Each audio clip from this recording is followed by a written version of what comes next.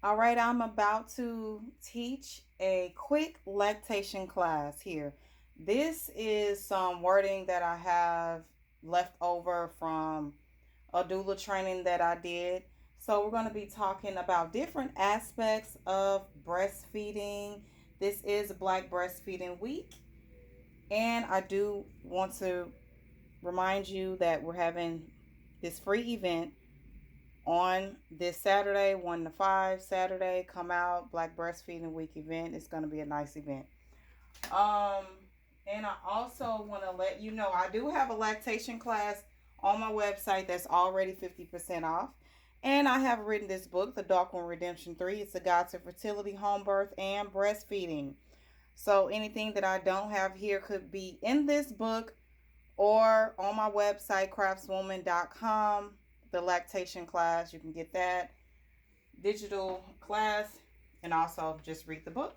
So first we're going to talk about how August is breastfeeding month, and the last week in August is Black Breastfeeding Week, and we just always get these people that are upset about breastfeeding, about us talking about black breastfeeding.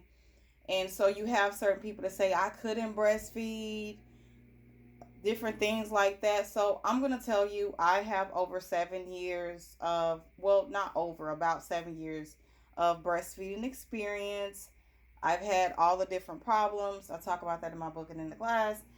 But I want to let you know, if after you have your baby, no matter what type of birth you have, it doesn't matter. You can have C-section, vaginal birth, epidural, home birth, free birth, or whatever. What you need to do is skin to skin is most important. So after you have your baby, you're definitely going to be getting something to eat. You're probably not going to be resting because you're up on that adrenaline. You just like a rush. I don't know if I usually have like a lot of energy after birth. So you're going to eat, you're going to sleep when you can, but skin to skin is the most important thing to initiate breastfeeding. You would need to take off your top. So no bras, no shirts, put baby on your chest. That's going to initiate your milk to start coming. In my opinion, it's best to avoid the pacifiers and the bottles and the pumping before 6 weeks. Okay? So if you plan on pumping, if you plan on using a pacifier, I would suggest for you to please wait 6 weeks. I know people are going back to work early, but you should stay at home minimum of 6 weeks if possible. There's work at home jobs. I took my baby to work, but I'm self-employed. And you know what? Even when I wasn't self-employed, I remember even breastfeeding on interviews. That's how it was. Like, I had to have my baby with me during my first birth, but everybody can't do that.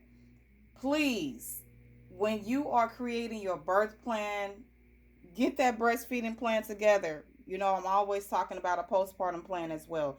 Breastfeeding is a part of the postpartum plan. Postpartum does not mean postpartum depression. Postpartum just means after childbirth, okay? Want to make that clear. Postpartum just means after childbirth. There are stages. There's pregnancy, there's childbirth, and then there's after childbirth, which is called the postpartum period. Postpartum does not equals postpartum depression. Okay, so when it comes to breastfeeding, don't give up. All right. So I'm just gonna actually add to this page. No, I probably need to go on a different page because, yeah, let me just go on a different page because I want to talk about the benefits. Why do we talk about how important breastfeeding is? So we're going to talk about the benefits. There are so many. Let's do baby.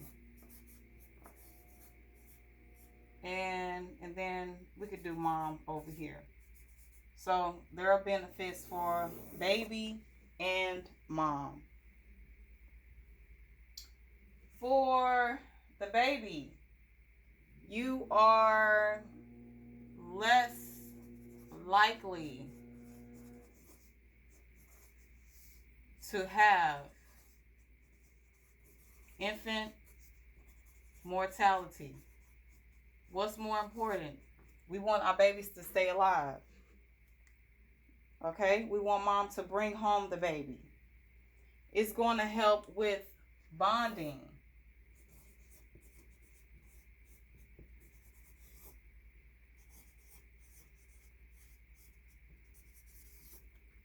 So babies need love. They need food. They need clothes. Well, they don't really need clothes, but they need to be fed and they need to be loved. And the most important person that they need to be with is mom. Now, if it's an adoption, surrogacy, of course, that's a whole different thing. It's not the biological mom, but whoever is taking over that baby's guardianship.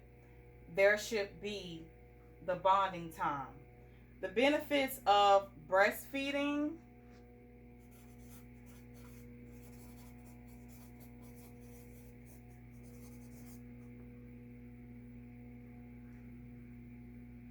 Is that you won't overfeed.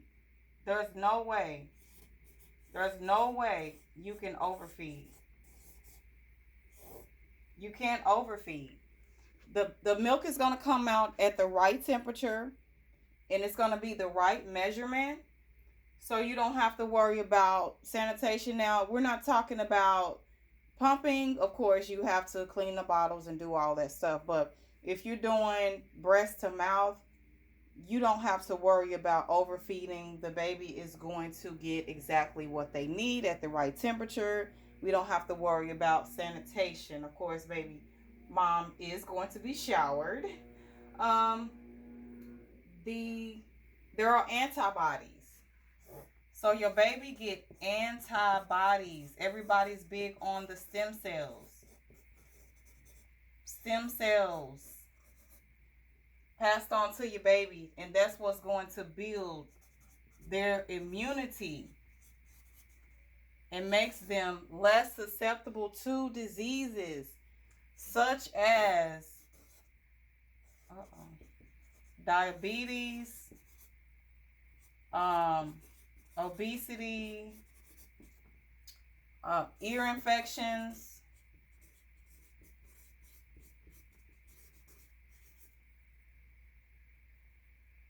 asthma.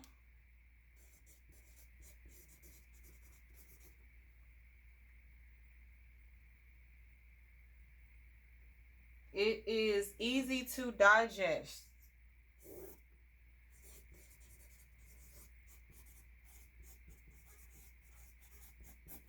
The milk, the breast milk is easy to digest. You don't have to worry about SIDS. And they're less likely to have heart problems.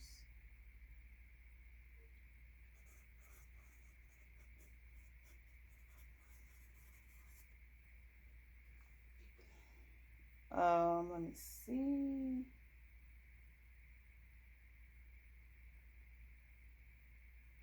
As far as the mother benefits, you can recover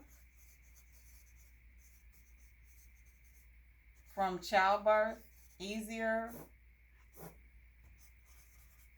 It can lessen the bleeding, the postpartum bleeding. It can delay your menstrual cycle. It can prevent you from certain cancers,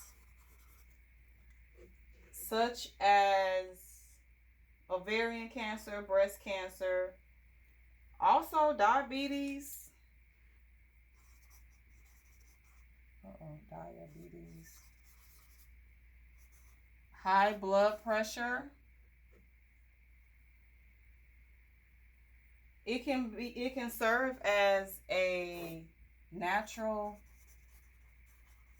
birth control. Now, of course, some people still get pregnant on the cycle, but